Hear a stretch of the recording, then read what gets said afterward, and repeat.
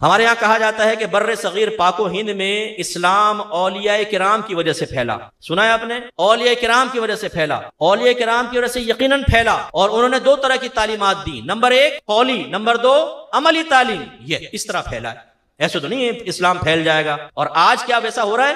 ویسا نہیں ہو رہا. تو اچھی طرح یاد رکھیں کہ پہلی بات تو یہ ہے کہ ولی اولیاء کی تعلیمات 2 طرح پہ مشتمل ہے. یہ دوسری بات یہ ہے کہ تعلیمات اولیاء ہم تک پہنچ جائیں تو پھر ہمیں کیا کرنا چاہیے. دیکھیں، ولی عام لوگوں سے بلند و بالا ہوتا ہے. صاحب علم ہے، صاحب تقوی، اللہ کی بارگاہ میں درجات بلند، اس پہ اللہ کی رحمتوں کو نزول ہوتا ہے. اللہ تعالیٰ اس کی غیب سے حفاظت فرماتا ہے. اس کے لیے رزق حلال کے دروازے کھولے جاتے ہیں. اسے اللہ تعالیٰ قناعت دیتا ہے. فرشتے اس کی مدد کے لیے آتے ہیں. وہ قبر میں جاتا ہے، اس کی قبر کو تحت نگاہ وسیع کر دیا جاتا ہے. وہ میدان محشر میں آئے گا، فرشتے اس کو پروٹوکول دیں گے، VIP پروٹوکول.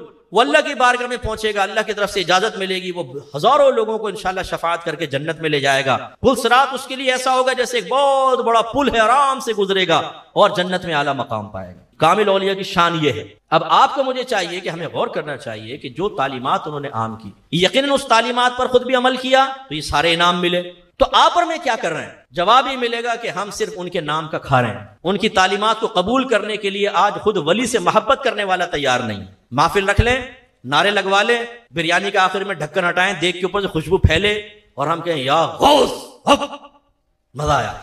پھر وہ آ جائے لنگر سامنے، دبا کے بوٹیاں کھا رہا ہوں. یہ گھر میں کبھی اتنا پیٹ بھر کے نہیں کھائے، یہاں ڈبل کھا لیے لنگر کے نام پر، اور ڈکارے مارتے ہوئے باہر نکل گئے. اور باہر نکلنے کے بعد تعلیمات اولیاء وہ کسی اور کے لیے ہے. وہی لڑکیوں سے دوستیاں، ماں بہن کی گالیاں، گندے کام، نماز پڑھنا دشوار، روزے رکھنا دشوار. قرآن تو کھولے ہوئے کئی سال گزر گئے. ایسے ماشاءاللہ یہاں پر نوجوان تشریف فرما ہوں گے جو اگر قرآن سن لو قرآن تک بھول چکے ہیں. ماں باپ سے بدتمیزیاں، حرام کی کوئی تمیز نہیں، حلال کی تمیز نہیں ہے. تو یہ کیا ہوا؟ تعلیمات اولیاء کو ہم نے خود قبول نہیں کیا. یہ کیسی محبت ہے بھائی جو صرف کھانے تک محدود ہے، جو بیانات رکھوانے تک محدود ہے، بیان میں بیٹھنے تک محدود ہے، اس کے بعد لنگر ڈکارنے تک محدود ہے، پھر ڈکارے لے کر بھول جانے کے لیے تک محدود ہے. یہ کیسی محبت ہے؟ یہ حقیقتاً محبت نہیں ہے، یہ ذاتی مفادات حاصل کرنے کی بھاگ دوڑ ہے. یہ بالکل ایسا ہے جیسے آپ کسی پیر صاحب سے رابطہ کریں، بڑے باعمل متقی پرہیزگار ہوں، وہ کہیں بیٹا جھوٹ مت بولو، غیبت نہیں کرنی چاہیے، فلاں گناہ نہیں، آپ خالی سر ہلائیں اور دل میں ارادہ ہو عمل تو کوئی بھی نہیں کرنا. کوئی آپ سے پوچھے پھر آئے کیوں ہیں؟ یار وہ بابا جی جب جوش میں آتے ہیں نا 5-5 ہزار روپے کے نوٹ دیتے ہیں اور کھلاتے پلاتے بڑا ٹھیک ٹھاک ہے. جو بھی آتا ہے نا بریانی، قورمے، پاوے، اس کے بعد دودھ پتی چائے، پھر کشمیری چائے، پھر پان الائچی والا، مزہ آ جاتا ہے. بھائی تو اس لیے فیض حاصل کرنے آتا ہے. آپ بتائیے 100 سال بھی ان کی صحبت میں رہے گا، اصلاح پائے گا؟ ذہن پاکیزہ ہوگا؟ کردار پاکیزہ ہوگا؟ ہم مسلمانوں نے اکثر یہ روش اختیار کر لی. بیان کرو اولیاء کرام کے بارے میں، انہوں نے کن باتوں سے درجے حاصل کیے وہ ہمیں نہ بتاؤ. فضائل بیان کرو، کھائیں پیئیں، ختم. تبھی تو یہ معاشرے کا حال ہے. میرے بھائیوں، اولیاء کرام کی تعلیمات کا خلاصہ یہ ہے کہ انہوں نے سب سے پہلے ہمیں سکھا دیا علم دین سیکھو. سیدنا شیخ عبد القادر جیلانی رضی اللہ تعالیٰ عنہ کی مثال لے لیں. اچھا میں ایک بات پوچھتا ہوں، کبھی آپ نے کسی پوسٹر پہ اس طرح دیکھا ہے مفتی شیخ عبد القادر جیلانی؟ بولیے. علامہ شیخ عبد القادر جیلانی؟ نو. پیران پیر، دستغیر، صوفی باصفا، امام الاولیاء، امام المتقین، ایسے القابات تو دیکھیں گے نہ. مفتی دیکھیں گے نہ علامہ دیکھیں گے. حالانکہ غوث پاک رضی اللہ تعالیٰ عنہ بہت بڑے عالم دین اور بہت بڑے مفتی تھے. ان کے صاحبزادے کہتے ہیں جب عراق میں بعض اوقات استفتاء آتا، مسئلہ آتا، تو بعض اوقات عراقی علماء حل کرنے سے عاجز ہو جاتے تو والد صاحب کے سامنے بھیجتے اور آپ فوراً اس کا حل لکھ دیا کرتے تھے. مفتی شیخ عبد القادر جیلانی، لیکن ہم نے ان کو خالی پیر بنا کر پیش کیا ہے. ان کے نام کے کھانے کے لیے تیار ہے. کوئی ختم قادریہ کر رہا ہے، کوئی نماز غوثیہ پڑھ رہا ہے، کوئی منقبتیں پڑھ رہا ہے غوث پاک کی. چلے ٹھیک ہے، یہ ممنوع نہیں ہے، میں منع نہیں کر رہا ہوں، لیکن کیا صرف یہی عقیدت اور محبت ہے؟ ان کی تعلیمات کہاں گئی؟ انہوں نے 18 سال کی عمر میں اللہ تعالیٰ کی طرف سے اشارہ پایا کہ بغداد جا کے علم حاصل کرو. تو آپ والدہ کے پاس آئے. والدہ ان کی 80 سال کی عمر کی تھی. کتنی؟ اور یہ وہ عمر ہوتی ہے جس میں ماں چاہتی ہے کہ اولاد میرے پاس رہے، شادی کرے، بہو گھر میں آئے، کچھ میری خدمت ہو جائے گی. لیکن 18 سالہ نوجوان اور پہلے دور کا سفر، جنگلوں کا سفر، تنہائیوں کا سفر، بغداد میں کوئی ریلیٹیو نہیں ہے، کوئی جان پہچان والا نہیں ہے، کہاں رہے گا، کہاں کھائے گا؟ نہیں. جب غوث پاک نے آ کر کہا کہ امی جان مجھے اشارہ ہوا ہے کہ میں بغداد جا کے علم دین سیکھوں تو آپ مجھے اجازت دیں. ماں نے کہا جاؤ بیٹا، اللہ تمہارا حافظ و ناصر ہو. اور جب چلے ہیں تو ماں نے کہا بیٹا 1 منٹ ایک وعدہ کرو، کبھی جھوٹ نہیں بولو گے. یہاں ماں باپ کہتے ہیں بیٹا وعدہ کر کبھی سچ نہیں بولے گا، کیونکہ کاروبار نہیں چلے گا بیٹا، جھوٹ بولنا پڑتا ہے. اور آپ کہیں نہیں ابا میں تو سچ بولوں گا، بولیں گے بیٹا پھر تو کاروبار پہ نہ جا، سائیڈ میں آ جا، تیرے بھائی کو دکان پہ بٹھاؤں گا، کیونکہ جھوٹ کے بغیر تو چلے گا ہی نہیں کاروبار۔ تعلیمات کا فرق دیکھ رہے ہیں، ماں نے تعلیمات دی ہے اور پھر غوث پاک گئے ہیں، سفر اختیار کیا ہے، 80 سالہ ماں کو چھوڑ کر جب چلے ہیں تو ماں کا یہ تاریخی جملہ موجود ہے، آپ نے کہا عبد القادر اب تو تجھ سے میدان محشر میں ہی ملاقات ہوگی۔ ولیہ تھی، جانتی تھی کہ اب ملاقات نہیں ہو سکتی، اب میرا انتقال ہو جائے گا، لیکن بیٹے کے قدموں میں لغزش پیدا نہیں ہوئی کہ امی جان آپ اتنی عمر میں تو ایسی جانا چاہ رہا تھا کہ چلو علم دین سیکھو، ٹھیک ہے میں آپ کے پاس رہتا ہوں، خدمت کرتا ہوں، پھر دیکھیں گے بعد میں آپ کا سہارا بنو۔ نہیں، نہ بیٹے کے قدموں میں لغزش آئی، نہ ماں نے اپنے کانپتے ہاتھوں سے اپنے بیٹے کو اپنے پاس روکا، جاؤ اللہ کے دین کی خدمت کرو۔ یہ ہے اولیاء کی تعلیمات۔ ہم یہاں مسجدوں تک میں آنے کے لیے تیار نہیں ہیں۔ اگر کوئی پروفیشنل نعت خان آ جائے نا یہاں پر گراریاں لگانے والا، رم جم رم جم رم جم رم جم، وہ نعرہ تکبیر، نعرہ رسالت، ابے بھائی رم جم کے اندر کون سی تعریف ہے مصطفیٰ پوشیدہ ہے؟ تم یہ آوازوں کے اتار چڑھاؤ کے اوپر ان کو پیسے دے رہے ہو، دبا کے پیسے دے کے سب کر لیا۔ پروفیشنل نعت خان آ جائے، بڑا نام آ جائے، مسجد بھری ہوگی۔ اور میں یقین سے کہتا ہوں اگر امام صاحب اعلان کرے نا کہ بھئی درس قرآن ہوگا، درس حدیث آئیے، ہم سب کو کام یاد آئے گا۔ یہ ہے ہماری اولیاء کی محبت۔ کیوں اپنے آپ کو دھوکہ دے رہے ہیں؟ پبلک کو بھی دھوکہ دے رہے ہیں، اپنے باطن کو دھوکہ دے رہے ہیں، اللہ رسول کو دھوکہ دینا تو ممکن ہی نہیں ہے۔ یہ کیسی اولیاء کرام کی محبت ہے کہ جس تعلیم دین کے لیے انہوں نے 80 سال کی عمر میں اپنی والدہ کو چھوڑ کر 18 سال کی عمر میں سفر طے کیا، اس تعلیم کو حاصل کرنے کے لیے ہم تیار نہیں۔ گراریاں لگانے والا وہی نعت خان جو وہی نعتیں پڑھے گا جو پہلے آپ 50 دفعہ سن چکے ہیں۔ حضرت نے سفارش کی ایک نعت کی، سنا دیتا ہوں۔ حضرت کی سفارش دو شعر ان کے وہی پرانی یوٹیوب کی نعتیں آپ وہاں سن سکتے ہیں، لیکن آپ باقاعدہ بٹھاتے ہیں، آپ باقاعدہ پیسے دیتے ہیں۔ میں اس کو ناجائز نہیں کہہ رہا ہوں، آپ دیں، آپ کی مرضی ہے۔ میں یہ سمجھا رہا ہوں کہ جو چیز تعلیمات اولیاء میں شامل نہیں تھی کہ نعت خانیاں رکھ کر اور اس طرح نعت پروفیشنل نعت خانوں کو بزنس کرنے والوں کو پیسے بھرنا، اس میں ہم لگے ہوئے ہیں۔ اور جب اولیاء کرام کی تعلیمات کی باری آئے، قرآن و حدیث کے درس کی باری آئے تو ہمارے دل بے چین ہو جائیں، ہمیں بوریت محسوس ہو، ہمیں کوفت محسوس ہو، وہ محفل بوجھ محسوس ہو جائے، ہم اندر سے آوازیں لگائیں، ہمارا باطن کہے یار ختم بھی کرو، نکلیں باہر بھائی، بہت دیر ہو گئی بیٹھے ہوئے۔ شرم آنی چاہیے۔ غوث پاک چلے ہیں، والدہ نے وعدہ لیا، وراثت کے والد کے وراثت کے 40 دینار ایک گدڑی میں سی دیے، سونے کے سکے۔ ڈاکو نے حملہ کیا، سب کو لوٹ لیا۔ ایک آیا ڈاکو، نوجوان تھے 18 سال، تمہارے پاس کچھ ہے؟ کہا جی ہاں ہے۔ کیا ہے؟ سونے کی 40 سکے۔ وہ ہنس پڑا، یہ مذاق کر رہا ہے، چلا گیا۔ دوسرا آیا، اس نے پوچھا، فرمایا سونے کے 40 سکے۔ اس نے کہا میں حیران ہوں تجھ پر، ہم قتل و غارت کر رہے ہیں، لوگوں کے چہروں پہ خوف کا عالم ہے اور تجھے مذاق سوچ رہا ہے، تو مذاق کر رہا ہے ہمارے ساتھ یہاں پہ کھڑا ہو کر۔ اس نے کہا چلو سردار کے پاس ذرا شغل میلہ رہے گا، لے گیا۔ سردار یہ مذاق سوچ رہا ہے اس میں۔ انہوں نے پوچھا بھائی ہاں کیا ہوا؟ کہا کہ جی انہوں نے پوچھا تھا 40 دینار کوئی ہے؟ میں نے کہا 40 دینار ہے۔ اس نے کہا آپ کے پاس ہیں؟ کہا کہاں ہے؟ گدڑی پھاڑ دی، سونا سامنے۔ اس کی آنکھیں پھیل گئیں۔ کہا کہ اگر تم چاہتے جھوٹ بول دیتے، تم تو جوان بچے ہو، ہم تم پہ شک بھی نہ کرتے، کیوں تم نے سچ بولا؟ غوث پاک نے فرمایا میری ماں نے مجھ سے وعدہ لیا تھا کہ جھوٹ نہیں بولنا، ان سکوں کے لیے میں جھوٹ بول دیتا؟ تو اس سردار نے کہا کہ اس نوجوان نے ماں سے وعدہ کیا تو سونے کی پرواہ نہیں کی، اپنے نقصان برداشت کیا، اور میں نے اللہ سے کتنے وعدے کیے اور میں آخرت کو نقصان کروں؟ میں توبہ کرتا ہوں۔ اپنے تمام ساتھیوں سے کہا تمہیں چاہیے ڈاکہ مارو کچھ بھی کرو، اب میں تمہارا سردار نہیں۔ ان ساتھیوں نے کہا کہ حضور ڈاکہ مارنے میں آپ کی پیروی اختیار کی، ہمیشہ آپ کے پیچھے چلیں، اب یہ کیسے ہو سکتا ہے کہ آپ توبہ کریں ہم پیچھے ہٹ جائیں؟ ہم بھی تائب ہوتے ہیں۔ غوث پاک فرماتے ہیں یہ وہ پہلا گروہ تھا جن کو اللہ تعالیٰ نے میرے ہاتھ پر توبہ کرنے کی توفیق عطا فرمائی۔ اس تعلیم پر ہم چلتے ہیں۔ شوہر بیوی سے جھوٹ بول رہا ہوتا ہے، نام کیا لکھا ہوا ہے؟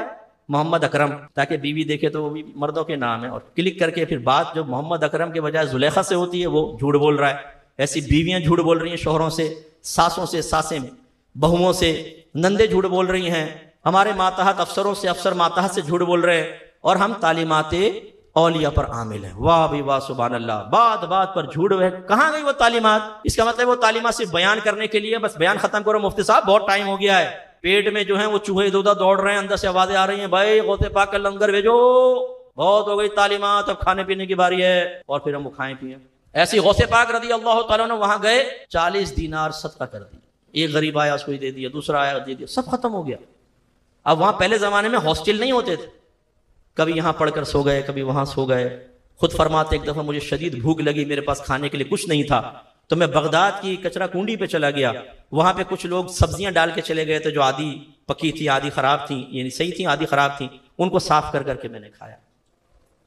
سمجھ آ رہی ہے؟ ایسے غوث پاک نے گزارا کیا، لیکن علم سیکھا۔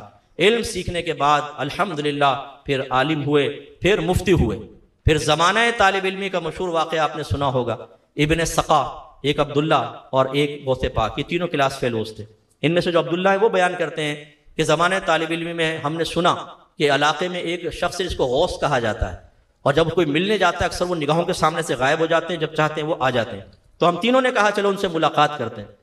تو جب ہم چلنے لگے تو ابن سقا ہم میں سے مناظرے کے اندر بڑا ماہر تھا، بڑا تیز ذہن تھا۔ اس نے کہا کہ میں اس ولی سے ایسا کویسچن کروں گا کہ وہ جواب ہی نہیں دے سکے گا۔ دوسرے نے، عبداللہ کہتے ہیں، میں نے کہا کہ میں سوال کروں گا، دیکھیں کیا جواب دیتے ہیں۔ شیخ عبد القادر جیلانی رضی اللہ تعالیٰ نے فرمایا کہ معاذ اللہ، یہ کیسے ہو سکتا ہے، میں جا کے ان سے ان کا امتحان لوں؟ میں تو جا کے خاموشی سے بیٹھوں گا اور دیکھتا ہوں وہ کتنے فیوز و برکات مجھ پر جاری فرماتے۔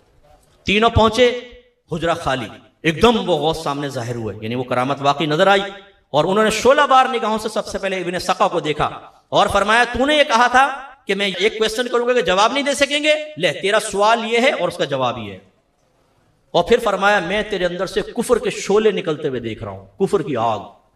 پھر عبداللہ کی طرف مخاطب ہوئے، میری طرف راوی کہتے ہیں، اور مجھے کہا تم نے یہ کہا تھا ایک سوال کروں گا، دیکھیں کیا جواب دیتے ہیں، لے یہ تیرا سوال ہے، یہ تیرا جواب ہے۔ اور فرمایا میں دیکھ رہا ہوں کہ دنیا تیرے کانوں تک پہنچ گئی ہے۔ پھر سیدنا شیخ عبد القادر جیلانی رضی اللہ تعالیٰ عنہ کی طرف دیکھا، مسکرائے اور فرمایا یہ ہے سعادت مند بچہ، میں دیکھ رہا ہوں ایک دن بغداد کے ممبر پہ بیٹھا ہوا یہ کہہ رہا ہوگا کہ قدمی ہذہ علی رقبتی کل ولی اللہ، میرے یہ قدم اللہ کے ہر ولی کی گردن پر۔ عبداللہ کہتے ہیں خدا کی قسم بعینی ایسا ہوا، ہم فارغ ہوئے، ابن سقا بہت بڑا عالم بنا، زبردست مناظر بنا، غیر مسلمین کے ساتھ مناظرے کرتا، ان کو شکستیں دیتا، کوئی کرسچن پادری اس سے نہیں جیتتا تھا۔ خلیفہ نے اس کو اپنے دربار میں اعلیٰ مقام دیا، جہاں کہیں مناظرے ہوتے اب اس کو ابن سقا کو بھیجا جاتا۔ ایک دفعہ ایک علاقے کے بادشاہ نے چیلنج قبول کیا اور کہا ہمارے دربار میں اپنے آدمی کو بھیجو، ہم پادریوں سے مناظرہ کروائیں گے۔ ابن سقا گیا، مناظرہ شروع ہوا، اس نے سب کو خاموش کروا دیا۔ بادشاہ کو خوف پیدا ہوا کہ اگر یہ اس طرح جیت گیا تو ہمارا تو سب مذہب ہی بدل جائے گا۔ اس نے چالاکی سے اپنی بیٹی کو سامنے کیا جو بڑی حسین و جمیل تھی۔ میرے نوجوانوں جو آپ یہاں بیٹھے ہوئے ہیں، کبھی کتاب کو اتنی محبت سے ہاتھ میں نہیں پکڑا، کبھی قرآن کو ہاتھ میں نہیں پکڑا، کبھی حدیث کی کتاب ہاتھ میں پکڑی ہی نہیں، لیکن فیس بک کے اوپر اس لڑکی کے ساتھ جس خوبصورتی کے ساتھ آپ چیٹ کرتے ہیں اس کے بارے میں تھوڑا غور کریں۔ یہ کس قدر خطرناک ہوتا ہے ایمان کے لیے۔ ابن سقا کی جیسی لڑکی پہ نگاہ پڑی، دل دے بیٹھا۔ بادشاہ سے کہا کہ میں آپ کی بیٹی سے شادی کرنا چاہتا ہوں۔ بادشاہ نے کہا شرط یہ ہے کہ تو ہمارا کرسچن مذہب قبول کر۔ کہا کہ ٹھیک ہے۔ مرتد ہو گیا، کرسچن ہو کر شادی کر لی، اسی حالت میں مر گیا، مرتد ہو کے مرا، کافر ہو۔ پھر عبداللہ کہتے ہیں کہ میں فارغ ہوا، مجھے اوقاف کی جاب مل گئی، خلیفہ نے مجھے دی۔ سب اوقاف کی جو مزاروں کی آمدنی ہوتی ہے نا، کیونکہ اتنا پیسہ آتا تھا، اتنا پیسہ کہ واقعی دنیا میرے کانوں تک پہنچ گئی۔ اور کہتے ہیں کہ پھر تیسرا شیخ عبد القادر جیلانی کو ہم نے خود دیکھا کہ ممبر پہ بیٹھے ہیں اور وہی دعویٰ کر رہے ہیں جو اللہ کے ولی نے بیان فرمایا۔ اس سے ایک نتیجہ نکلا کہ بیٹا کبھی اللہ کے نیک بندوں سے بغض نہ رکھیں، ان کی شان میں گستاخی نہ کریں، بے ادبی نہ کریں۔ جس میں دائرہ ادب میں رہ کر آپ سے عرض کرتا ہوں، ہر ایک کا آپ میں سے کسی نہ کسی کا کوئی مرکز عقیدت ضرور ہوگا۔ کسی عالم سے محبت کرتے ہیں آپ، کسی پیر صاحب سے، اپنے پیر صاحب سے محبت کرتے ہیں، کوئی مقرر صاحب ہوتے ہیں، کوئی مفتی صاحب ہوتے ہیں، ضرور آپ عقیدت رکھیں، اس کا انکار نہیں، لیکن خدا اس عقیدت کو اس طرز پہ نہ کریں کہ جو میرا پیر ہے بس میرا پیر ہے، باقی سارے پیر فراڈی ہے اور سب ایسا ہی، جو جس سے میں عقیدت رکھتا ہوں بس وہ ٹھیک، باقی سارے غلط ہوں گے۔ ایسا نہیں ہوتا ہے۔ کبھی ایسا ہوتا ہے کہ علماء کے مابین آپس میں کچھ علمی اختلافات ہو جاتے ہیں، ایسی صورت میں عوام کو ان اختلافات میں پڑھنے کی بالکل اجازت نہیں ہوتی ہے۔ آپ کہیں بھئی مجھے نہیں پتا کہ جو میرے پیر صاحب ہیں وہ صحیح کہہ رہے ہیں، وہ کیونکہ میں علمی لحاظ سے جان نہیں سکتا ہوں، تو گمان میرا یہی ہے استدن میرے پیر صاحب صحیح کہہ رہے ہوں گے، لیکن میں اس کے مقابل دوسرے جو عالم ہیں، مفتی ہیں، پیر صاحب ہیں، میں ان کی شان میں کوئی گستاخی نہیں کروں گا، کیونکہ ہو سکتا ہے دیکھو نا، یہ کہنے کا یہ کوئی مطلب ایسی بات تو نہیں، آپ مجھ سے عقیدت رکھتے ہیں، یہ بھی ایک دیندار ہے اور اللہ کی بارگاہ میں ان کا مقام زیادہ ہے، میرا کم ہے۔ اب اگر آپ میری عقیدت میں ان کی شان میں گستاخی کرتے ہیں، بدتمیزی کرتے ہیں، بتائیے غلط کر رہے نہیں کر رہے آپ؟ وہ تو اللہ کی بارگاہ میں مجھ سے زیادہ مقبول ہے۔ ہم یہ سمجھتے ہیں میرا پیر سب سے بلند و بالا، میرے جو مفتی صاحب ہیں سب سے بلند و بالا، میرے جو عالم دین ان سے میں محبت کرتا ہوں سب سے اونچے ہیں، باقی سب نیچے ہیں تو اس کا مطلب مخالفت کریں گے، میرے جو ان کو ذلیل کرنا، بے عزت کرنا، گالیاں بکنا، برا بھلا کہنا جائز ہو گیا۔ تو آج ہمارے اہل سنت میں بڑا ہوتا ہے کہ اگر ذرا اختلاف ہوا فوراً میسج چلائیں گے، گالیوں کے میسج، گندے غلیظ قسم کے میسج، ارے بھائی ہو سکتا ہے وہ شخص اللہ کی بارگاہ کا مقبول ہو، چلے جن سے آپ عقیدت رکھتے ہیں ان سے بلند نہ ہو لیکن اللہ کی بارگاہ میں مقبول ہو، آپ کس کے خلاف کہہ رہے ہیں؟ جو اللہ کی بارگاہ کا مقبول بندہ ہے۔ ہو سکتا ہے ایمان بھی ضائع ہو جائے. خدا را ایسا نہ کرے. اور میں تو مطلب علماء کی بارگاہ میں بھی ایک طالب علم کی حیثیت سے انتہائی دردمندانہ اپیل کرتا ہوں کہ اپنے پھڈے، اپنے جھگڑے، چاہے وہ علمی لحاظ کے ہوں چاہے کیسے بھی ہوں، انہیں پبلکلی ڈسکس نہیں کرنا چاہیے. یہ مطلب عوام کو سمجھ میں نہیں آتا. ہم بعض اوقات کسی پہ طنز کر رہے ہوتے ہیں، کسی کے خلاف بول رہے ہوتے ہیں، عوام کو پتہ نہیں چلتا کس کے بارے میں ہو رہا ہے، بس سن رہے ہیں. اور معاذ اللہ ثم معاذ اللہ میں نے دیکھا ہے بعض اوقات ایک مقرر صاحب کسی سنی عالم کے خلاف بول رہے ہوتے ہیں، اس پہ لوگ کیا کہتے ہیں؟ سبحان اللہ. یعنی ایک صاحب نے، چلے میں وہ مثال نہیں دیتا ہوں پھر خامخواہ ایسا ہوگا، لیکن میں سمجھا رہا ہوں اب سامنے والوں کے ایمان کتنے سخت خطرے میں ہے. اگر کسی نے کسی کا، میں نے اپنی ذاتیات کی وجہ سے ان کا مذاق اڑایا، مثلا ہیں بعمل، متقی ہیں، پرہیزگار ہیں، صاحب علم ہیں، صاحب تقوی، لیکن مجھ سے خار بازی ہو گئی اور میں نے ان کے اوپر ایک جملہ کسا اٹیک کیا، غلط بات ان کی طرف منسوب کی اور کہا بولو سبحان اللہ. آپ نے کہا سبحان اللہ. اب آپ ایک غلط بات پہ سبحان اللہ کہہ رہے ہیں، آپ کے ایمان کا عالم کیا ہوگا بتائیے ذرا. اس لیے یہ نہ کرے خدا را. اب اپنے گروپس کے اندر اس طرح بھی نہ ڈالے بھائی یہ دیکھیں ایک جھگڑا آیا ہے، آپ اس کے بارے میں کیا کہتے ہیں، کیونکہ ہمارے پاس کام طور پہ ہے ہی نہیں نا. کیا کریں یار، بور ہو رہے ہیں.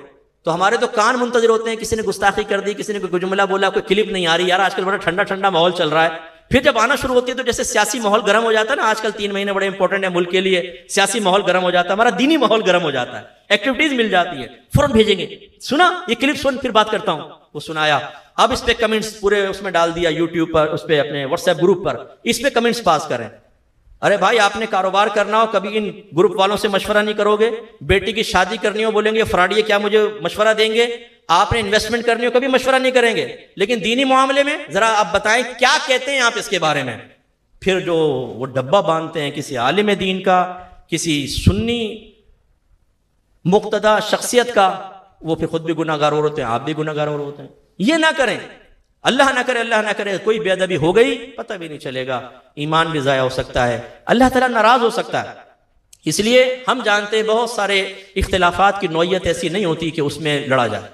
بہت سے جو ہیں وہ صحابہ، مطلب ہمارے اکابرین نے صحابہ کے مابین جو معاملات ہوئے وہ سب لکھ دیے ہیں کتابوں میں کہ ان کے بارے میں اہل سنت کا عقیدہ کیا ہے. سب حق پر تھے صحابہ کرام، سب حق پر. مطلب یہ کہ ان اختلافات کے باوجود کسی کی شان میں گستاخی نہیں ہوگی. مولا علی کرم اللہ وجہ الکریم ہمیشہ حق پر قائم رہے، یہ ضرور اللہ نے توفیق دی. مد مقابل اگر کوئی آیا تو اجتہادی خطا پر اس کو محمول کیا جاتا ہے جو گناہ نہیں ہوتا، لیکن کسی صحابی کی شان میں گستاخی کی اجازت اکابرین نے نہیں دی ہے. لیکن ہم بعض اوقات ان روش میں مبتلا ہونے کے بعد اس طرح کے معاملات کر لیتے ہیں اور ہمیں نوعیت بعض اوقات نہیں پتہ ہوتی. چلیں یہ تو ایک الگ مسئلہ ہوا، ایک آدمی ممبر پہ یا اسٹیج پہ بیٹھ کے کہہ رہا ہوتا ہے ایک مفتی ہے جس نے ایسا کیا ویسا کیا ویسا کیا، آپ کو پتہ ہی نہیں ہے. اچھا بھی ہے، ایسا کیا ہے، اچھا اب آپ اس پہ سبحان اللہ لعنت کر رہے ہیں، کچھ کر رہے ہیں. ارے بھائی ہو سکتا ہے کہ وہ اللہ کی بارگاہ میں بہت مقبول ہو، آپ تو تباہ ہو جائیں گے. یہ نہ کریں. آپ اگر یہ سوچتے ہیں کہ نہیں جی سامنے عالم دین کہہ رہے ہیں غلط کوئی کہہ رہے ہوں گے، ہو سکتی ہے ہم سے بھی مسٹیک ہو سکتی ہے، ہم بھی انسان ہیں، ہو سکتا ہے ہم پر بھی ذاتیات غالب آئے اور ہم کسی ذاتی انتقام لینے کے لیے چاہیں کہ اس کی معاشرے میں بے عزتی ہو جائے. میں بڑے افسوس کے ساتھ کہتا ہوں کہ ہمارے دینی حلقوں میں لیگ پولنگ بہت زیادہ ہے، ٹانگیں کھینچنے کا اتنا رواج ہے، حسد کوٹ کوٹ کے بھرا ہوا ہے. یہ باطنی تربیت ہم لوگ نہیں کر پاتے ہیں، یہ بڑے مسائل ہوتے ہیں. اس لیے یہ سمجھنا کہ اگر کوئی عالم دین بیان کر رہا ہے بشمول میرے، تو یہ اگر کسی کے خلاف بول رہا ہے تو بالکل حقی کہہ رہا ہوگا، ہو سکتا ہے ایسا نہ ہو. اس لیے میں آپ سے گزارش کر رہا ہوں بہت ہی دائرہ ادب میں رہ کر کہ آپ کسی بھی ایسے جھگڑے کا حصہ نہ بنے، کیونکہ یہی تعلیمات اولیاء ہے. پھر بس آخری بات، غوث پاک وہاں پہنچ گئے، علم دین سیکھا، مدرسہ قائم کیا باقاعدہ، بہت بڑا مدرسہ، اس میں ہاسٹل بنایا، دور دراز سے بچے وہاں پر آ کر علم دین سیکھتے تھے. آپ ان کے کھانے کا انتظام کرتے، رہائش کا انتظام کرتے تھے. اور اس کے علاوہ پھر تبلیغ دین اسٹارٹ فرمائی. ایک آپ کا اجتماع ہوتا تھا، بہت بڑا ماہانہ اجتماع کرتے تھے، جس میں بعض اوقات 70 ہزار پبلک ہوتی تھی. وہ آج کل کے 70 ہزار نہیں ہیں، اس دور کے 70 ہزار. اونٹوں پر سفر کر کے خچروں پر آ رہے ہیں، پھر وہ ٹھہر رہے ہیں. 70 ہزار کے اجتماع کے کھانے کا انتظام، پینے کا انتظام، رہائش کا انتظام، پھر وہ واپس جاتے تھے. یہ غوث پاک نے تبلیغ دین فرمائی.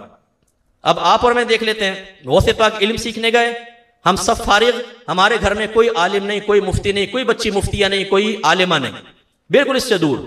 کوئی اگر دینی مدرسہ چل رہا ہے، ایک نعت خان کو 1 لاکھ روپے نذرانہ دینا یہ قبول ہے، ایک مصر کے قاری صاحب آ جائیں، وہ قراتیں کریں، داڑھی خشخشی، داڑھی ہے ہی نہیں، آپ قرات کے نام پر ان کی جیبیں بھریں زبردست قسم کی، لیکن آپ کے اطراف میں دینی مدارس چل رہے ہوں جہاں پر انتظام چلانے، بجلی کا بل دینے کے پیسے نہیں ہیں، جہاں عالم بن رہے ہیں، مفتی بن رہے ہیں، اس کے لیے ہماری جیب سے ایک پیسہ نہیں نکلتا۔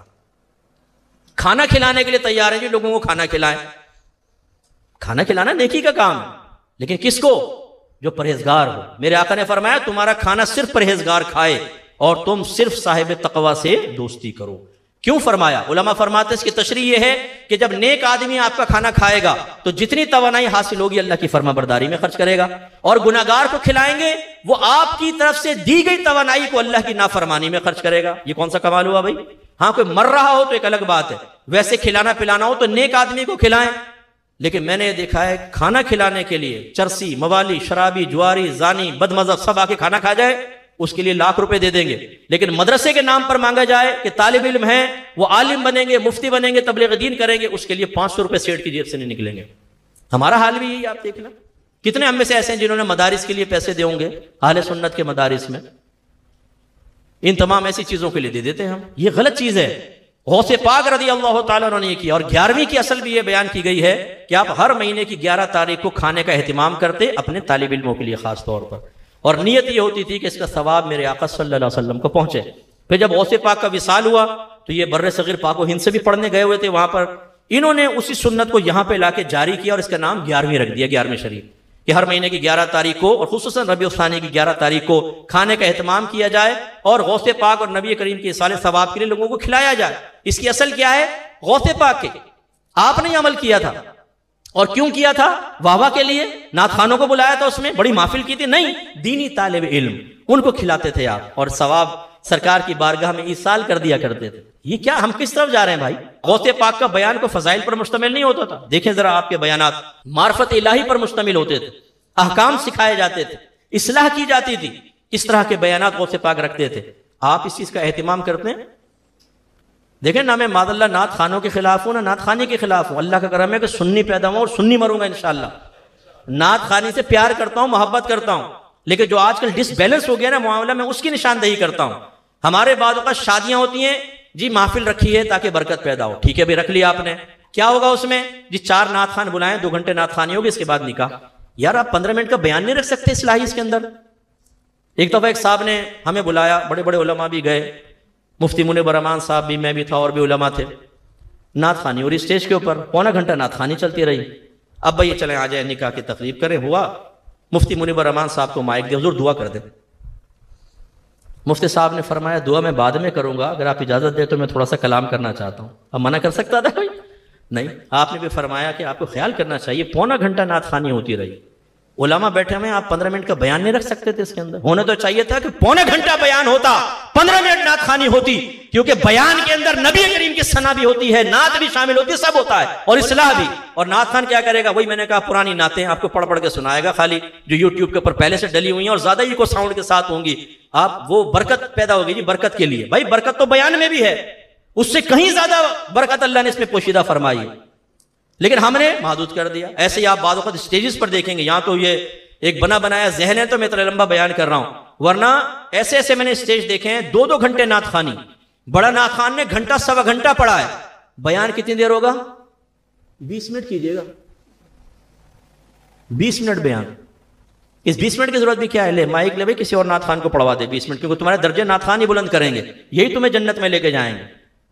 دین کا علم تو چھوڑ دو، قرآن کو سائڈ میں رکھ دو، حدیث کو سائڈ میں رکھ دو، اب صرف جنت میں لے گی نعت خوان سے، وہی آپ کو جنت میں لے کر جائے گا۔ نعتیں پڑھتا ہوا پیچھے بھی جھومتے جھومتے، سارے بے نمازی، فراڈیے، چرسی، موالی کچھ بھی نہ کرو، بس نعتیں سنو، نعت خوان سب کو جنت میں لے جائے گا۔ جیسے وہ بانسری والا تھا ایک گاؤں کے اندر، اس کو نہیں دیا نا تو اس نے بانسری بجا کے سارے گاؤں کے بچوں کو ساتھ لے گیا تھا، تو یہ اس طرح آپ کو جنت میں لے جائیں گے۔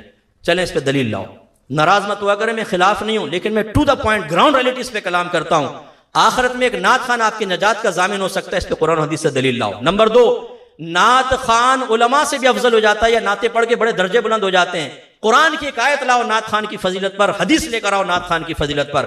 میں آپ کو حدیث سے پیش کر سکتا ہوں کہ علماء میدان معاشر میں آپ لوگوں کی شفاعت کریں گے۔ میرے آقا نے فرمایا شہداء علماء آئیں گے، اللہ تعالیٰ شہیدوں سے فرمائے گا جنت میں جاؤ، اور علماء سے فرمائے گا ٹھہر جاؤ اور لوگوں کی شفاعت کرو۔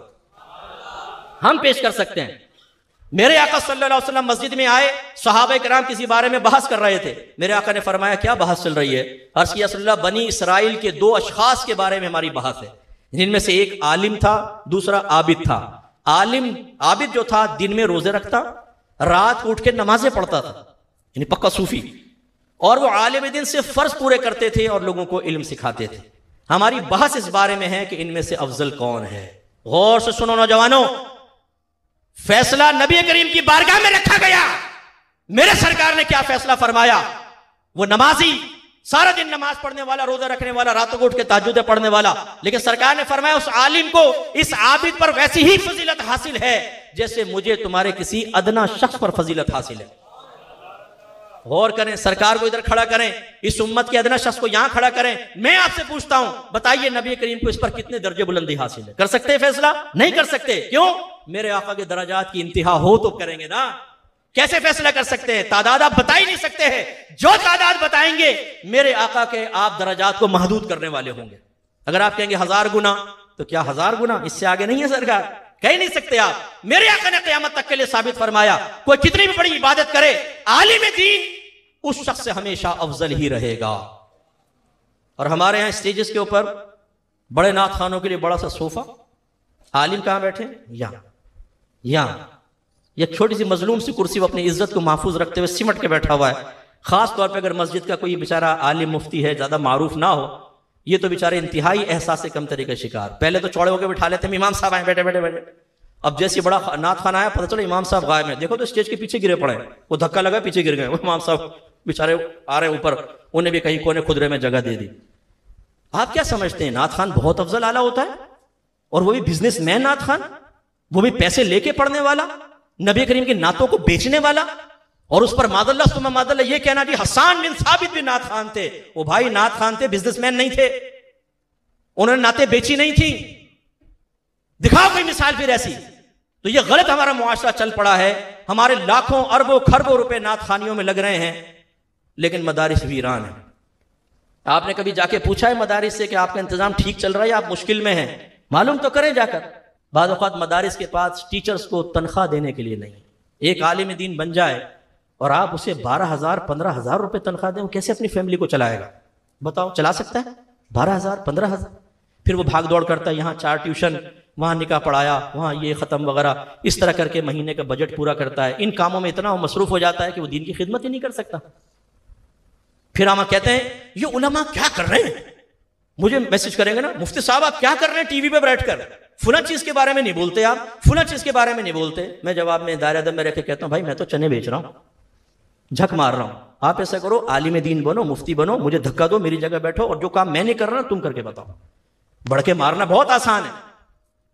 اب مدارس میں تنخواہ، پیسے نہیں ہے تنخواہ دینے کے لیے۔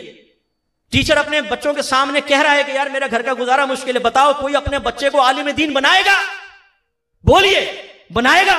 کبھی نہیں بنائے گا کہ نہیں میرا بچہ بھی اسی طرح بیچارہ 12,000 15,000 میں کیسے گزارا کرے گا، چھوڑو بھی عالم دین نہیں بناؤ۔ اور اس کے برعکس ایک باپ یہ دیکھتا ہے، ایک نعت خوان آ کے گراریاں لگائے گا اور اوٹ پٹانگ باتیں کرے گا، غلط تشریحات بیان کرے گا، غلط قسم کی باتیں اپنے شعروں کے ذریعے لوگوں تک بعض اوقات پہنچا رہا ہوتا ہے، اور لوگ 1000 کے نوٹ اس کو دے رہے ہیں، 500 کے نوٹ دے رہے ہیں۔ ایک باپ کے دل میں تمنا پیدا ہوگی عالم نہیں بناؤں گا، نعت خوان بناؤں گا، پیسہ بہت ہے۔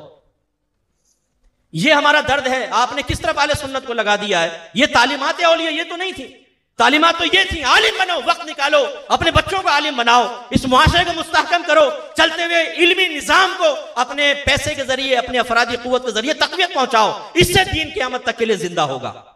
جو ہم روش پہ چل رہے ہیں اس سے دین زندہ نہیں رہے گا، اس سے گزارا ہوگا۔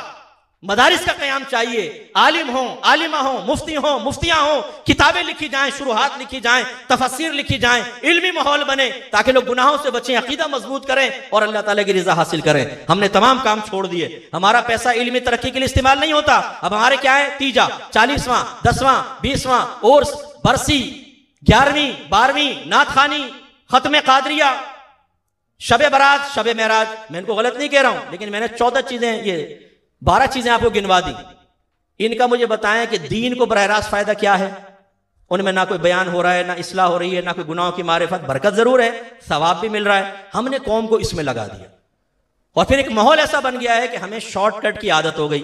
ایک بچہ ہے نماز نہیں پڑھتا روزانہ، میں کہتا ہوں تم سب کون ہو؟ یہ عاشق رسول ہیں، جنت کس کی ہوتی ہے؟ بولو عاشق رسول، ہم رسول اللہ کے، جنت رسول اللہ کی، کیوں گھبراتے ہو عاشقو؟ سرکار تمہیں جنت میں لے جائیں گے۔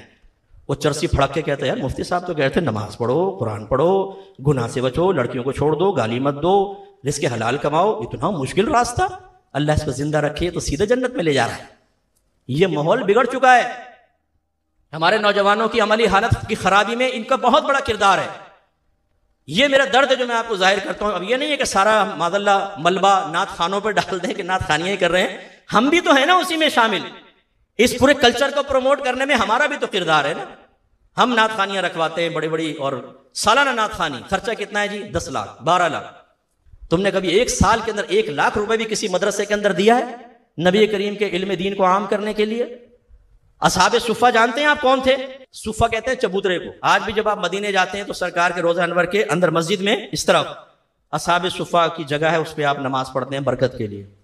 یہ کم و بیش 70 صحابہ کم از کم رہتے تھے، بعض اوقات 100 سے زیادہ۔ ان کا کام کیا تھا؟ صرف علم دین سیکھنے کے لیے سرکار کی صحبت میں رہنا۔ پھر جب ان میں افراد تیار ہوتے، کوئی قبیلہ آیا، یا رسول اللہ کچھ افراد نے ہمارے قبیلے میں جا کے تبلیغ کریں، تو انہی میں سے آپ کہتے 5 کو آپ لے جائیں، 2 کو آپ لے جائیں، انہیں پھر نئے آ جاتے اس میں، ان کو تیار کرتے، سرکار اس طرح تبلیغ کرتے۔ ان کا گزارا کیسے ہوتا تھا؟ صحابہ کرام کے ذریعے، کوئی آ کے کوئی پیسہ دیتا، کوئی کھانا پینا دیتا، اس طرح ان کا گزارا ہوتا۔ اور حدیث میں ہے کہ جب کوئی بچ جاتا سرکار فرماتے میں تمہارے لیے ہوں، اس کو اپنے ساتھ لے جاتے، اپنے گھر میں کھانا کھلاتے۔ یہ اہتمام۔ اب میں آپ سب سے پوچھتا ہوں، پوری سرکار کی زندگی میں ذرا نعت خوانی کی خدمت کے لیے اس طرح سرکار کا رویہ طرز دکھا دیں آپ۔ ہم ہٹ گئے اپنے راستے سے۔ اگین عرض کرتا ہوں، میں نعت خوانی کے خلاف نہیں ہوں، میں نعت خانوں کے خلاف نہیں ہوں۔ ہاں ان نعت خانوں کی ضرور جو بالکل بے عمل، داڑھی منڈائی ہوئی ہے اور سرکار کے عشق کی باتیں کر کے لوگوں کو بے عمل بنا رہے ہیں کہ داڑھی منڈا ہونے کے ساتھ بھی ہم عاشق رسول ہیں، تم بھی ایسے کر لو۔ ان نعت خانوں کے ضرور خلاف ہو جو نمازیں نہیں پڑھتے، ان کے خلاف ہو جو لڑکیوں سے دوستی رکھتے ہیں، ان کے خلاف ہو جو ماں بہن کی گالیاں بکتے ہیں، ان کے خلاف اگر کوئی عالم ان کی اصلاح کرنے لگے، وہ اپنے گیدرنگ کے اندر اس کے بارے میں یعنی گندے الفاظ ادا کرتے ہیں، اس کو گالیاں تک بک دیتے ہیں، ان کے خلاف ہوں۔ میں ان کے خلاف ہوں جو اپنی شعر کی شکل میں ہمارے نوجوانوں کو ایک غلط تصورات قائم کروا رہے ہیں۔ یہ بھی آپ کو سمجھنا ہوگا، شعروں میں بعض اوقات ایسی بات لکھی ہوتی ہے جو ہمارا نہ عقیدہ ہے نہ ویسا آخرت میں ہوگا، لیکن جب آپ اس کو سنتے ہیں تو آپ اس کو بلیو رکھ لیتے ہیں۔ مثلا میں ایک مفہوم سمجھ لیں، میں ایک نعت خان ہوں، محشر میں جب میں پہنچا سرکار نے پیار سے دیکھا، سینے سے مجھے لگایا، جنت میں جا کر مجھے حور کے ساتھ بٹھایا۔ واہ واہ، سبحان اللہ سبحان اللہ۔ اچھا چل اب ادھر آ جا بیٹا، ذرا ثابت کر، یہ حدیث اور قرآن میں موجود ہے، ثابت کر کے بتا۔ لیکن آپ کہیں گے یار نعت خان کی اتنی عزت، سرکار لے کر گئے جنت میں، حور کے ساتھ بٹھایا، یہ ایک عام نوجوان کی تصور قائم ہوگا، حالانکہ یہ تصور نہیں ہے، یہ کہیں حدیث سے ثابت نہیں ہے۔ ایسے خود ساختہ شعر، خود ساختہ اپنے اچھے انجام، خود ساختہ قبر کے اندر راحتوں کے واقعات یہ بنائے گئے ہیں، اور اس کی وجہ سے پھر ہمارے نوجوان جو ہیں وہ سمجھتے ہیں شارٹ کٹ مارو، کیا ضرورت ہے علم سیکھنے کی؟ غوث پاک جو کرتے رہے چھوڑ دو، جو نبی کریم کرتے رہے چھوڑ دو۔ سرکار مسجد میں آئے، 2 گروہ بیٹھے ہوئے تھے، ایک صحابی درس دے رہے تھے، درس قرآن یا درس حدیث، یہاں ذکر کی محفل تھی۔ سرکار نے پہلے ان کو دیکھا، فرمایا یہ بھی اچھے ہیں، لیکن پھر اس علمی حلقے کی طرف بڑھے اور فرمایا بعثت معلما، اللہ تعالیٰ نے مجھے علم سکھانے والا بنا کر بھیجا ہے۔ ان کے ساتھ جا کر بیٹھ گئے سرکار۔ یہ مقام مرتبہ ہے علم کا، یہ آپ دیکھیے گا۔ چلے نعت خان کی فضیلت میں حدیث لائیں، سب سے اونچے انبیاء علیہ السلام، پھر نعت خان ہوں گے ثنا خان؟ نہیں ملے گی۔ میں آپ کو حدیث پیش کرتا ہوں، سرکار نے ارشاد فرمایا جنت میں سب سے اونچا درجہ انبیاء علیہ السلام کا ہوگا، اور اس کے بعد علماء ہوں گے۔ ہمارے ہیں درجے۔ اپنے ایک صاحب نے مجھے کہا آخری بات، ایک صاحب نے کہا مفتی صاحب میں بڑا پریشان ہوں، فیصلہ نہیں کر پا رہا ہوں، آپ مجھے تھوڑا بتائیں۔ میں نے کہا بولیں۔ انہوں نے ایک مشہور نعت خان کا نام لیا، وہ کہتے ہیں میرا بچہ ان کو بھی سنتا ہے اور آپ کو بھی ٹی وی پہ دیکھتا ہے۔ اب میں وہ بچہ انہیں بھی بہت پسند کرتا ہے، آپ کو بھی، میں سوچ رہا ہوں بچے کو عالم بناؤں یا نعت خان بناؤں۔ یہ اب آپ نے اصل میں ملا دیا ہے دونوں کو برابر، بلکہ بعض اوقات تو نعت خان کا درجہ علماء سے اوپر رکھ لیا ہے، جس کو میں بیان کر کر کے انشاءاللہ کرتا رہوں گا، چاہے مجھے گالیاں بکے چاہے کچھ۔ نعت خان کا نعت خانی کی وجہ سے آخرت میں کوئی درجہ حدیث میں یا قرآن میں بیان نہیں ہوا ہے، عالم کا ہوا ہے، جس کو آپ کے نبی عزت دیں۔ اور یہ فرمایا عالم کا مقام عابد سے ایسا جیسے میری تمہاری ادنا شخص پہ فضیلت، آپ اس کو نظر انداز کر دیں، اور نعت خان کو اس طرح عزت دیں کہ عالم بھی ڈیگریڈ ہو جا رہا ہے، احساس کمتری کا شکار ہو، اور بعض اوقات پچھتائے کہ کیا ضرورت ہے اس فیلڈ میں آنے کی، میں بھی نعت خان بن جاتا۔ لوگوں کا ذہن بن جائے کہ علم سکھانا کوئی ضروری نہیں ہے. دیکھو مفتی صاحب تو وہ پڑے ہوئے تھے اسٹیج کے کونے پر, اور نعت خوان کی عزت, ہزار کے 500 کے نوٹ, ایک ہی وقت میں 1.5-2 لاکھ کا تو نذرانہ ویسے جمع ہو گیا, تو کیوں نہ اپنے بچے کو میں نعت خوان بناؤں. تو چلو جی یہ معاشرے میں کیوں بگاڑ پیدا ہوا ہے, کس نے یہ سوچ دی ہے؟ یہ میں چاہتا ہوں اس سوچ کو بدلنا. تعلیمات اولیاء یہ کہہ رہی ہیں علم دین سیکھیں, اپنا احتساب کریں, گناہ سے بچیں. ہاں پھر ٹھیک ہے, میں بھی نعت سنتا ہوں, سب نعت خوان مجھ سے پیار بھی کرتے ہیں. ہاں اس طرح کی باتیں سن کے برا بھلا کہتے ہوں تو مجھے اس کی پرواہ بھی نہیں, میں کسی سے بغض نہیں رکھتا, سب سے پیار کرتا ہوں, سب سے محبت کرتا ہوں, واللہ سب سے محبت. لیکن جو معاشرے میں بگاڑ پیدا ہو گیا کہ تعلیمات اولیاء, تعلیمات رسول, تعلیمات قرآن پیچھے ہماری خود ساختہ بنائی ہوئی تعلیمات چلیں گی. نعت خوان کو افضل مان لیا ہم نے اور علماء کو کم, یا نعت خوان اور علماء برابر ہوتے ہیں. بھائی یار, آپ کے نبی نے فتویٰ دیا ہے, نعت خوان تو صرف نعت خوانی کر رہا ہے. عابد کو دیکھیں نا, دن میں رو دے رات کو نوازے, تب سرکار فرما رہے جیسے عابد جو ہیں وہ اس عالم کے پاؤں کی خاک تک بھی نہیں پہنچ سکتے. ایک آخری بات کر دوں پھر ختم کر دوں, ایک آخری بات اجازت ہے. میں انشاءاللہ اس پہ بھی کتاب رسالہ لکھنے والا ہوں, اور اس پہ بہت سارے میں سوال چھوڑوں گا, اس کا جواب مجھے دیں انشاءاللہ. ثنا خوان کسے کہتے ہیں؟ بولو, ثنا خوان کسے کہتے ہیں؟ نعت پڑھنے والا کسے کہتے ہیں بتاؤ؟ اچھا چلو, نعت کسے کہتے ہیں؟ نعت نبی کریم کی تعریف کو نعت کہتے ہیں. جو نبی کریم کی تعریف کر رہا ہے اس کو ثنا خوان یا نعت خوان کہتے ہیں. یہ تعریف دو طرح ہوتی ہے, ایک نظم میں, ایک نثر میں. ایک تو شعروں کی شکل میں, اور ایک جیسے میں کہوں میرے آقا سید الاولین والآخرین تھے, یہ میں نے تعریف کی ہے نا, یہ بھی ایک نعت ہے. یہ نثر میں کہلاتی ہے, نثر میں, جو نظم شعر میں نہیں ہوتی وہ. اب میں آپ سے پوچھتا ہوں, اللہ تبارک و تعالیٰ کا جو قرآن ہے یہ نظم ہے یا نثر ہے؟ بولے, نثر ہے, نظم تو نہیں ہے نا, کوئی شعروں کا مجموعہ تو نہیں ہے. اللہ نے تعریف فرمائی اپنے حبیب کی. نبی کریم نے جو اپنی خود تعریف فرمائی وہ نظم میں تھی, نثر میں تھی؟ نثر میں تھی, نظم تو نہیں فرمایا سرکار نے, کوئی اپنے منقبتیں تو نہیں لکھی نا. سرکار کے زمانے سے لے کر آج تک بڑے بڑے علماء پیدا ہوئے, مفتیان کرام, مجتہدین, امام اعظم ابو حنیفہ رضی اللہ تعالیٰ عنہ, ان کا اکثر جو نعت پر مشتمل کلام ہے وہ نظم میں ہے کہ نثر میں؟ نثر میں. اس کا مطلب یہ ہوا, اگر آپ یہ کہتے ہیں کہ مفتی صاحب ہم تو کسی نعت خوان سے اس لیے محبت رکھتے ہیں وہ سرکار کی ثنا کرتا ہے, تو پھر میں آپ سے کویسچن کرتا ہوں کہ آپ نے یہ کلاسیفیکیشن کہاں سے کر لی, یہ ناپاک تقسیم کہاں سے کر لی کہ جو نظم میں نعت خوان ہوگا وہ اس سے محبت کریں گے, جو نثر میں نعت خوان ہوگا اس کو ہم نہیں دیکھیں گے, اس کی اتنی ویلیو نہیں ہوگی. کیوں؟ حالانکہ ہم نے آپ کو ثابت کیا کہ نثر کے اندر نعت خوانی نظم کی نعت خوانی سے افضل ہے, کیونکہ قرآن نثر کے اندر نبی کی تعریف کر رہا ہے, حدیثیں نثر ہیں, نبی کریم کی تعریف کر رہے ہیں, علماء نے کتابیں لکھی ہیں سرکار کی تعریفات کے اوپر. تو بتائیں بڑا ثنا خوان کون ہوا, نظم والا یا نثر والا؟ بولیے, اور نثر والے کون ہیں؟ علماء. افضل کون ہوا؟ علماء ہوئے. پہچانے تو صحیح نا. لیکن ہوگا یہی, اب بھی یہی ہوگا. مجھے پتا ہے نا کہ ہم لوگوں کی طبیعت کیفیت کیا ہے. اب بھی آپ اسٹیج پر پہنچیں گے تو بڑا نعت خوان آئے گا تو آپ عالموں کو بھول جائیں گے, بڑے نعت خوان. اس کو عزت دیں, اس کا انکار نہیں, لیکن خدا را ایسی عزت نہ دیں کہ ایک عالم اپنے علم کو حقیر سمجھے, اس کے دل میں خیال پیدا ہو یار کاش میں بھی اس طرف آ جاتا, میں نے اس فیلڈ میں آیا, مجھے دیکھو تنگدستی ہے, گھر میں گزارا نہیں ہے, مہینہ پورا کرنا مشکل ہوتا ہے, اور یہ آ کر چند شعر پڑھ کر اتنے سارے پیسے جمع کر کے لے گیا. یہ جو احساس کمتری پیدا ہو رہی, یہ ہے معاملات, یہ غلط ہے. آپ عزت ضرور دیں, نعت خوانی بھی کرائیں, عزت دیں, لیکن جو نعت خوان نظم والے نعت خوان سے افضل ہے اس کو بھی تو نعت خوان کی حیثیت سے کچھ خدمت کریں نا بھائی جان. یہ میں نے پھر سوال کرتا ہوں, کس نے آپ کو کہہ دیا جو نظم میں نعت خوان ہوگا وہ افضل ہوگا, جو نثر میں نعت خوان ہوگا مثلا عالم وہ کمتر ہے؟ کس طرح جواب دیں. ایسا نہ کریں, تھوڑا تبدیلی لائیں. اب مدارس کو آباد کریں, اہل سنت کے مدارس.